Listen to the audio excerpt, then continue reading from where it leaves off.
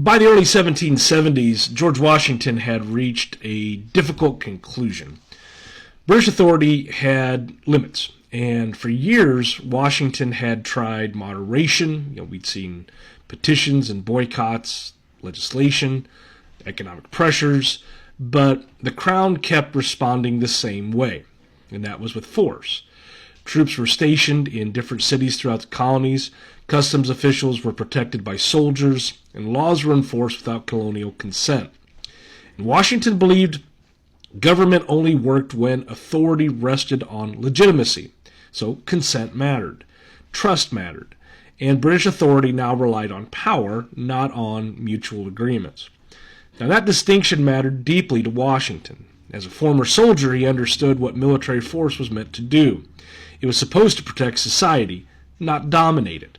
And when soldiers became tools of governance, authority weakened instead of strengthened. Washington didn't rush towards rebellion.